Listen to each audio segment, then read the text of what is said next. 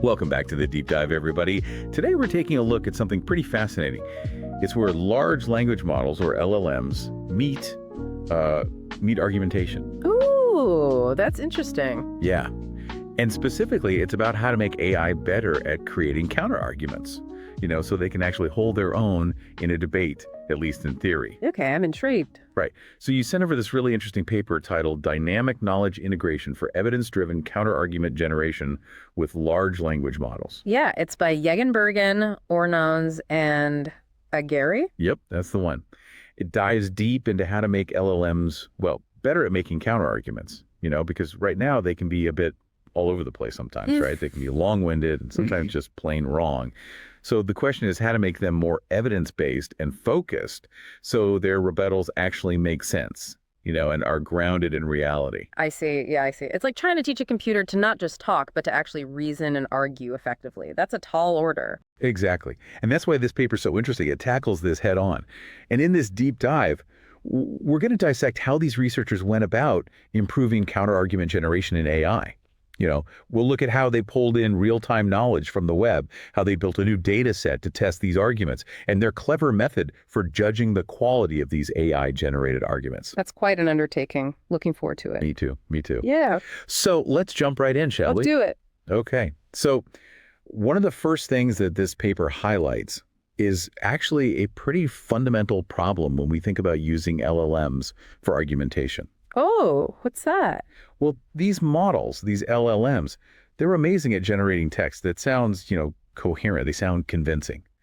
But when it comes to actually generating a solid counterargument, they can often be a bit verbose. And more importantly, they sometimes lack that really strong connection to actual facts. That makes sense. They can be a bit like that friend who just loves to hear themselves talk, right?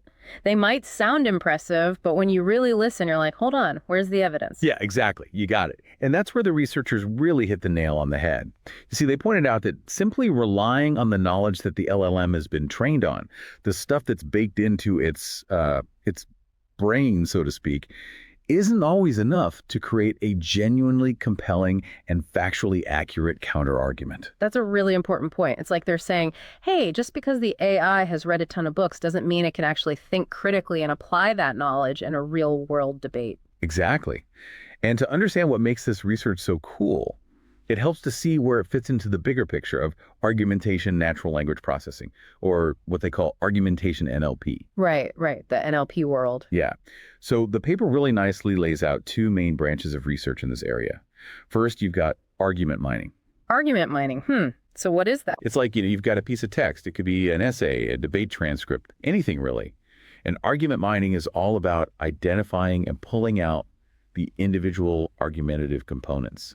The claims, the evidence, the reasoning, all that stuff. I get it. It's like taking apart a clock to see all the little gears and springs that make it tick. Exactly. And then the second area, which is the main focus of this paper, is argument generation. Okay, so that's building the clock, not just taking it apart. Precisely. It's about taking information from various sources, synthesizing it, and then, boom, creating an actual piece of argumentative text. It could be constructing a whole argument, summarizing a long one, or like we're talking about, generating those counterarguments. I see. So that's where this paper really shines. It focuses on how to guide those LLMs to create effective counterarguments, but not by just relying on what they already know. They actually use real-time information from the web, like fresh up-to-the-minute stuff.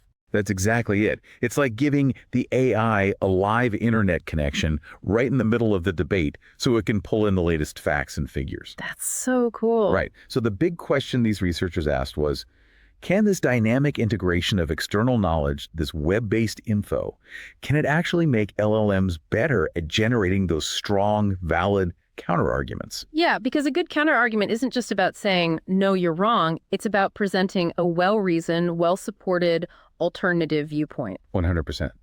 And you can't really do that effectively if you're stuck with outdated or inaccurate info.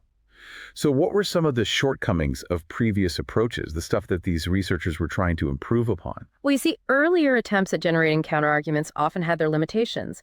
Some studies would focus on a very specific piece of the argument to try and poke holes in it. Others tried to incorporate external info, but they were stuck using static knowledge bases. Static, like what? Like Wikipedia, for example. Ah, makes sense. Yeah, it's a fantastic resource, but it's a snapshot in time. It might not have the latest breaking news or hyper-specific details you need for a really cutting-edge debate. Right, right. It's like arguing about the latest phone using an encyclopedia from 5 years ago. Exactly. And the researchers pointed out another problem: the data sets used to train and evaluate these models. Some had really long, rambling counterarguments, making it tough to figure out if they were any good. Others were too short and simplistic, lacking that persuasive punch. And finally, they highlighted a huge issue with the traditional ways of measuring argument quality, like using BLEU scores. What are those? Well, they mainly focus on how much the generated text overlaps with a human written reference. Oh, okay. But they don't capture those subtle things like, is it relevant? Is it actually true? Is it convincing? All those things that make a good argument. So they needed a way to move beyond just comparing words and really get at the heart of the argument. Precisely. So what did they do? What was their solution? Well, their solution is called dynamic knowledge integration. And the key word here is dynamic. It's about constantly updating and adapting. Their method has a few steps. First, the system creates what they call critical questions. Oh, interesting. Like what? These are questions designed to challenge the main claims or assumptions of the original argument, to pinpoint the weak spots. It's like the AI is automatically spotting potential areas for debate or areas where you need hard facts to back up your claims. So it's not just blindly searching for any info, it's honing in on specific points that need addressing. Precisely. And these questions then become the search terms for a web search, which they do using the Cohere API. This lets the model pull relevant and, importantly, up-to-date info straight from the internet. It's getting the latest scoop. Exactly. That's the dynamic part. The knowledge isn't fixed. It's live and constantly updating. That's amazing. Right. And finally, the original argument and all this fresh evidence from the web are fed to the LLM. All of that together becomes the context for generating the counterargument. You can see a diagram of this in Figure 1 of the paper. It's really helpful. Very cool. It's a much more robust approach. But to really test this out, they needed a good way to assess how good these AI-generated counterarguments actually were. Mm-hmm. And you mentioned some problems with existing data sets. Yeah, that's right. So they created their own data set. They built it from scratch, and it was carefully curated, really high quality. They wanted to make sure it was concise and structured. Instead of those super long counterarguments, they limited them to a maximum of 3 sentences. So keep it snappy, but still meaningful. Exactly. They wanted to find that sweet spot between complexity and making it easy to judge how good the argument actually is. Makes sense. And where they got the data from is really cool, too. They used actual debates from Reddit, from the Change My View subreddit. They call this the Candela Corpus. It's a goldmine of real-world arguments. Oh, that's a good idea. Right. But the raw data from Reddit needed some work. It wasn't quite ready for their study. So they used another LLM, Llama 3.170B Instruct, to summarize and restructure it. Think of it like an AI assistant helping to tidy up the data, making it more focused and organized. But they didn't stop there. They had humans double-check and refine these summaries to make sure they were accurate and had the right structure, with a clear claim, evidence, and examples. Human oversight is so crucial, especially with AI-generated stuff. You need to make sure it's on point. Totally agree. And they also filtered the data, choosing topics where having factual information was really important for creating a counterargument. So not those arguments that are purely philosophical or, just based on personal opinions. Exactly. They wanted topics where facts really mattered. The final result was a data set with 150 top-notch argument and counter-argument pairs. You can find examples in the appendix of the paper, and Table 1 gives you all the stats on the average sentence length and word count, all that good stuff. Okay, so they had their method for generating these evidence-based counterarguments, and they had their shiny new data set. How did they actually test it all out? All right, let's talk experiments. They used 2 different LLMs, Command R plus A, a big one with a whopping 104 billion parameters, and a slightly smaller, but still mighty impressive, Mistral 7B Instruct. Okay. Now, they tested each LLM in 2 scenarios. One where it just had the original argument and had to rely on what it already knew, and another where it had the benefit of that dynamic external knowledge retrieval process, where it could tap into the web. This way, they could directly compare how much of a difference accessing real-time info made. It's like a head-to-head competition, brains versus brains plus internet. Exactly. And to make it even more challenging, they did all the evaluations in a 0-shot setting. 0 shot. Yeah, it means the models weren't specifically specifically trained on this new data set. They were tested on their raw ability to generate counterarguments, like a pop quiz for AI. That's a real test of their capabilities. Absolutely. But then comes the tricky part, figuring out which approach is actually better. And as we discussed earlier, the traditional metrics weren't really cutting it. Right, right. So they did a few things. First, they brought in the humans. They had people recruited through Prolific, and they had them rate the counterarguments based on 5 different criteria. How well it opposed the original argument, how relevant it was, how specific, how factually correct, and overall, how convincing it was. Like a panel of judges for the AI debater? Exactly. And to make sure those human judgments were top-notch, they carefully vetted all the evaluators. Good, good. Can't have any biased judges. Right. But of course, having humans do all the judging can be slow and expensive. Definitely.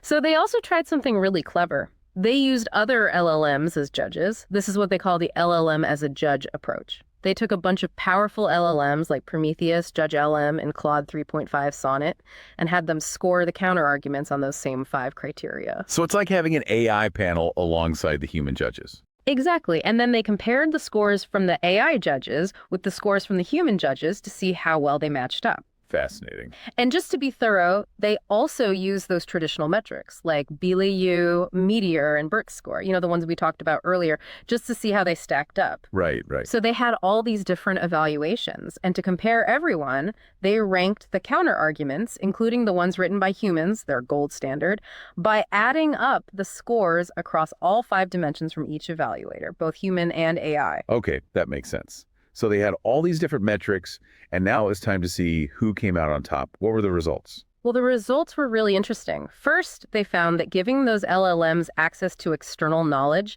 letting them tap into the web, made a big difference. Good. Yeah. The counterarguments were much better, especially in terms of how relevant they were, how convincing they were, and most importantly, how accurate they were. And this wasn't just according to the humans. The AI judges agreed too. So dynamic knowledge integration is a win. It seems that way. Now, their second big finding was about which method worked best for judging the counterarguments.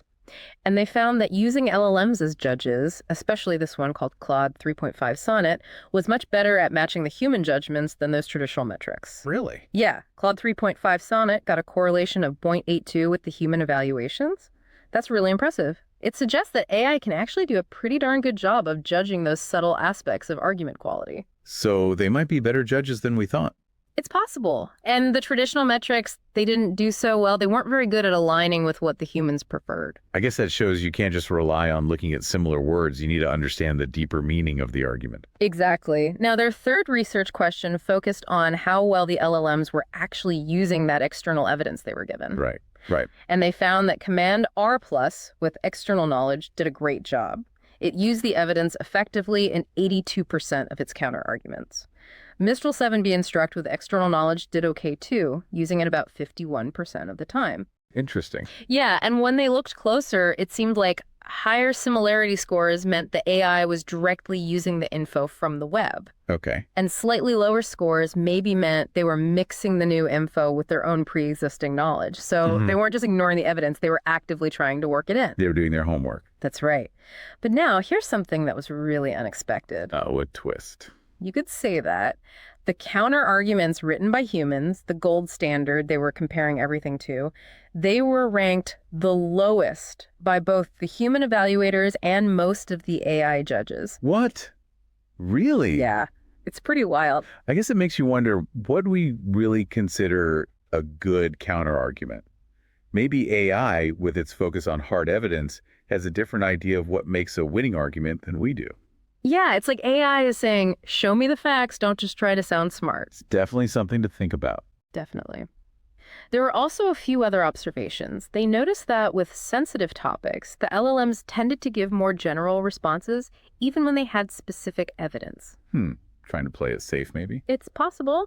And those general responses often got good scores for sounding plausible and coherent, even if they weren't strictly factual. So maybe sometimes they prioritize sounding reasonable over being completely accurate. It's like they know they're walking on eggshells. It's a good way to put it. And finally, they saw that LLMs sometimes started their counterarguments by acknowledging the other side's viewpoint, which might seem polite, but it might actually make it harder for them to properly use the evidence they've found. It's like you're being too agreeable and it's hurting their ability to argue effectively. Exactly.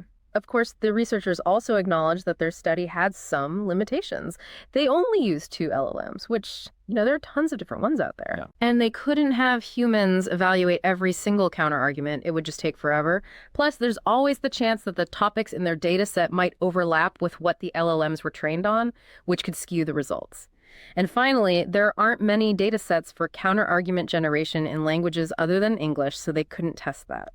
So lots more research to be done. Absolutely. But this study lays some really important groundwork. It definitely does. Yeah. Okay, so now it's time for our favorite part of the show, our novel notions segment. What potential future research directions or new applications can you think of based on this research? Okay, so building on this idea of dynamic knowledge integration, of giving LLMs access to the web in real time and that really cool LLM as a judge evaluation method, I think we could create something amazing. Imagine an AI debate coach. An AI debate coach? Yeah. What would that be like? Okay, picture this. It's not just generating counterarguments, it's actually listening to you as you argue. And as you speak, it's searching the web, finding information to identify any weaknesses in your argument or areas where you need more evidence. And then, bam, it suggests counterpoints or alternative perspectives you might not have considered. It's like having a super smart sparring partner who can help you sharpen your debating skills. Exactly. And remember that LLM is a judge thing. Well, this coach could use that to give you really detailed feedback on your arguments, like how persuasive they are, how logically sound they are, going way beyond just checking if your facts are right. So it's not just telling you what's wrong, it's teaching you how to argue better. Exactly. Think of it like, Duolingo for debate. It's constantly adjusting to your skill level and the topic you're arguing about. I think future research could explore how best to design this coach, how to make the interactions and feedback super engaging and effective for learning. That would be huge for education. It could help students learn how to think critically and build rock-solid arguments. It could revolutionize how we teach those essential skills. And I have another idea, something completely different. Okay, I'm all ears. Imagine we use this dynamic knowledge integration and the LLM as a judge to create a fact-grounded social media moderator. Interesting. Yeah, instead of just flagging keywords or relying on those community guidelines, which, let's be honest, sometimes miss the mark, this system could analyze the factual basis of arguments happening in online discussions. Okay. And when it spots something misleading or just plain false, it could, boom, generate an evidence-based counterargument right there in the comments. So it's like injecting a dose of truth serum into the online conversation. Exactly. And the LLM as a judge part could be used to check the quality and relevance of these counterarguments before they're posted, making sure they're constructive and contribute to a healthy discussion rather than, just adding fuel to the fire. Right. No one wants more internet drama. Exactly. I think this kind of technology could be a game changer when it comes to fighting misinformation and encouraging people to think more critically about what they see online, especially on topics that really matter. That's a fantastic idea. It could help us have more informed and productive conversations online. That's the goal. Of course, there are challenges. We need to think carefully about bias and avoid unintended consequences. You always have to consider the ethics. Exactly. But the potential to make online discussions more grounded in facts is huge. It is. Well, this deep dive into the work of Yeggen Bergen, Oranaz, and Agari has been truly eye-opening. It's incredible to see how AI is getting better at understanding and engaging with arguments, especially with this dynamic knowledge integration and these new ways of judging argument quality. I agree. It's like we're on the cusp of a new era where AI can be a powerful tool for understanding and summarizing academic papers and even contributing to research itself. That's a fantastic point. And the fact that these LLMs, when given access to the internet, actually outperformed human-written counterarguments in some of the evaluations is pretty mind-blowing. It is. But, we also have to remember that this is still early days. There are still things to figure out, like how LLMs handle sensitive topics and their tendency to prioritize plausibility over hard facts sometimes. Those are important nuances. Absolutely. So for our listeners who want to dig deeper, you can find the link to this paper in the description. We really encourage you to check it out. What parts of this dynamic knowledge integration thing are you most excited about? What questions do you have about what it means for the future of machine learning and natural language processing? Let us know. We'd love to hear your thoughts. We love to keep the conversation going. Until next time, happy researching.